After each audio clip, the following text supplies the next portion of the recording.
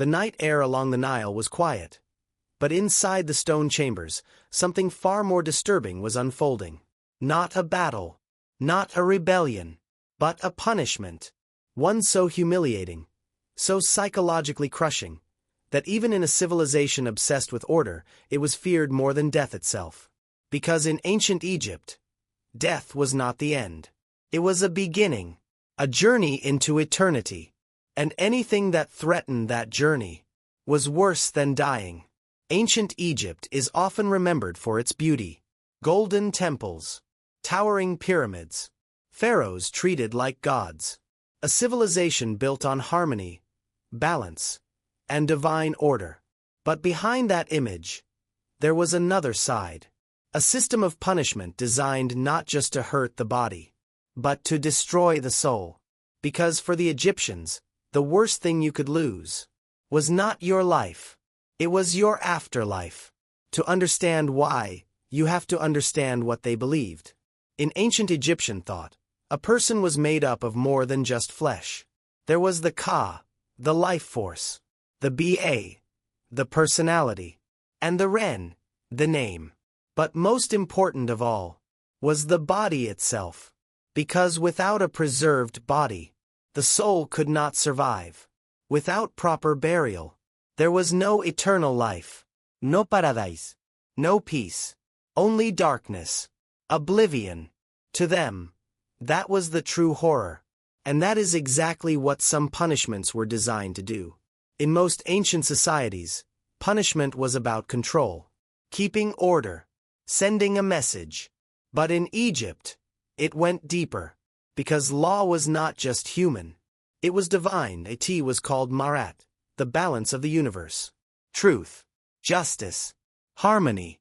And anyone who broke that balance was not just a criminal. They were a threat to the entire order of existence. Crimes against the state, against temples, against the gods, were treated differently. Stealing grain during famine, robbing tombs, defying royal authority. These were not simple offenses. They were acts of chaos. And chaos had to be erased. Most people imagine executions as the worst fate. But for many in ancient Egypt, execution was not the real punishment. Because even in death, you could still hope for an afterlife. Your body could be buried. Your name remembered. Your soul could continue. But there was one punishment that took all of that away. Imagine being judged not just for your actions, but for your existence. Your name removed from records. Your face erased from carvings. Your memory destroyed, as if you had never lived at all. This was known as a fate worse than death. Because in Egyptian belief, to be forgotten was to cease existing forever. There are records of individuals whose images were carved out of stone walls, chiseled away, face removed, name scratched out, their presence erased from history, not because they never lived, but because they were not allowed to exist anymore. Even powerful figures were not safe.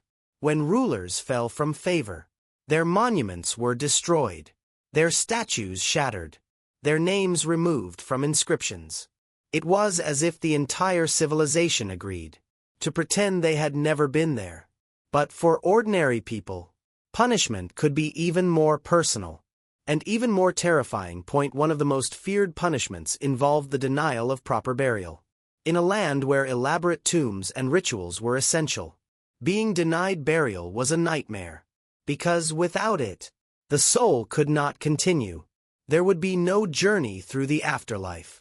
No weighing of the heart, no eternal peace, just endless nothingness. Bodies of criminals were sometimes left exposed, unprotected, unprepared, without rituals, without prayers, without preservation. And in Egyptian belief, that meant their existence would simply end. Not peacefully, but completely. For tomb robbers, this punishment was especially common. And especially ironic, because they violated the resting places of the dead, only to be denied rest themselves. Some were imprisoned in harsh conditions, not just to confine them, but to isolate them. Cut them off from society, from identity, from meaning. Because isolation was another form of erasure. But there was one punishment that combined everything: physical suffering, humiliation, and total destruction of identity. Historical texts suggest that certain criminals were subjected to public disgrace before their final fate. Paraded before others, stripped of dignity, declared enemies of order, not just punished, but transformed into warnings. Because fear was a tool, and the message was clear. If you break the balance, you don't just die, you disappear. And that fear worked. Because in a world where eternity was everything, the threat of losing it all was more powerful than any weapon. Even the process of judgment after death reflected this belief. The heart of the deceased would be weighed against the feather of truth. If it was pure, they could pass into the afterlife. If not, it would be consumed. Their existence ended forever. This idea was mirrored in life. Punishment was not just about pain. It was about judgment, about deciding whether someone deserved to exist beyond death. That is what made these methods so disturbing. They didn't just end a life. They ended everything that came after. When we look back at ancient Egypt, we see beauty, art, architecture, a civilization ahead of its time. But hidden beneath that was a system of control built on fear of the unknown, fear of what happens after death.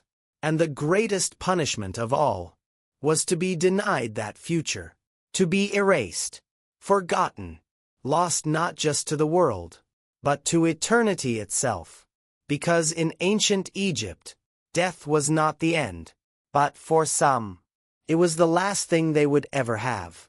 If you want more hidden truths like this, stories history tried to bury, make sure to like this video and subscribe to the channel. Because some of the darkest parts of history were never meant to be remembered.